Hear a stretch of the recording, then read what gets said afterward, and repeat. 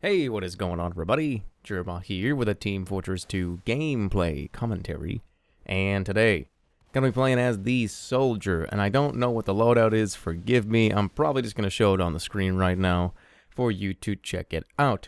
But this video is not going to be about much of the gameplay. I'm gonna talk about a very specific topic, and it does have to do with Team Fortress 2. There are some things you could say about this topic that will fall into Team Fortress, and we'll talk about them.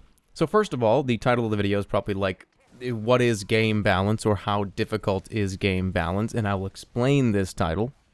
And pretty much what I mean by this is, how hard is it really to balance a video game? And this is going to be one of those discussion videos where I open it up to the comments. I want to hear what you guys have to say, get something going, get some type of fight going. Actually, don't start a fight. Please don't do that. Can we just talk about this for a second? I hate when fights break out in my comment section, because I always feel like I can't pick a side. You can never pick a side in these heated fights that happen in comment sections, because you'll piss off half the people that potentially agreed or disagreed with that particular person. So I always like to play a referee when stuff like that happens, but I never remove comments. One of the big things about this channel and about how I feel as a person is if somebody has an opinion, whether it be good or bad, if somebody hates my guts and wants to say, Jerma, you're ugly, I'm not going to remove that comment, only because at that point you start to censor what you deem as worthy for your comment section, and it starts to get a hold of you. You start to remove more comments. You don't like what that guy says. You don't, shut up, I don't like what you said. I like to keep my comment section completely open, except for blatantly offensive things. Like if somebody just starts slinging around incredibly offensive language, then I will probably remove it. But regardless of that, we're going to move on. We're going to start talking about the actual topic of this video. So first of all, the reason why I'm making this video is because I was hanging out in a Skype call like I typically do with friends. I do it pretty much every day. And we were talking specifically about one particular game. I'm not going to throw the game under the bus. I'm not going to say, oh, it's Doom 3. It's not Doom 3. But we were talking about a game, and we were saying, man, this is not how I would do this. This game has a lot of broken stuff in it, as fun and as good as it is. There's some things that are really wrong with this game. And unfortunately, here's the real predicament when you start talking that type of language with people, is we don't know, as gamers, what happens behind the scenes. None of us have any type of crystal ball that can show us what happens in these development studios on a typical workday. We just don't know that. But what we do know is passion. And a lot of us are core gamers. I consider myself a pretty core gamer, and we get very invested in the games that we are currently playing, enough so that we start to see problems that developers might not even see because they are just working on these games and sort of going through the motions when they go to work.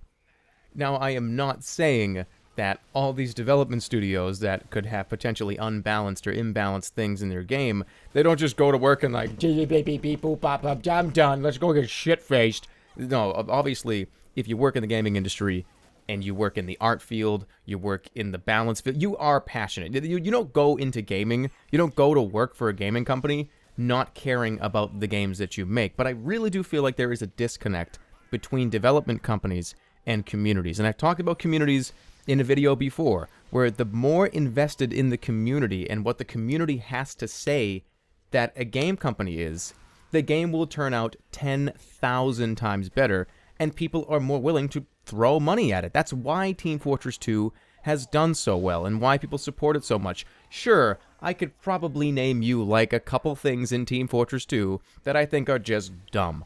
But really though, if you look at the big picture, and how much support that Valve has shown the community, and how much they've actually listened over the years.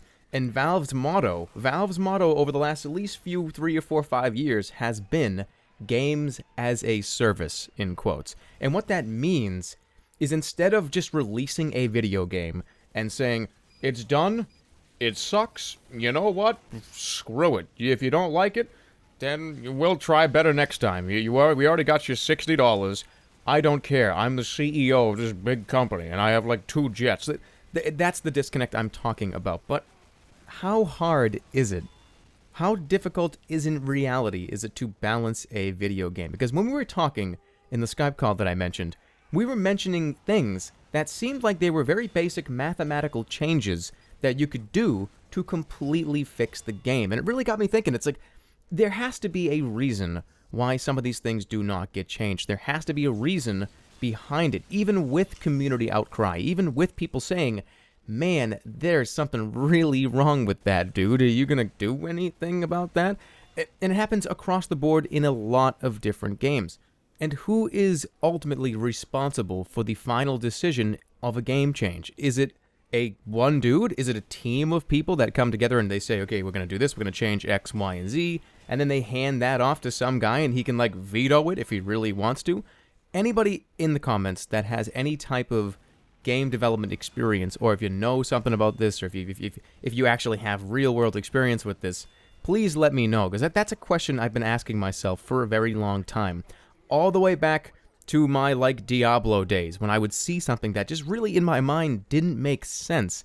Why don't things get changed when they very evidently should? And I guess I'm going to end the video there. That's going to wrap it up here, guys. Keep the discussion going in the comments. I'll be chiming in a little bit as well. And thank you so much for watching. I'll see you guys all next time. And of course, take care, everybody.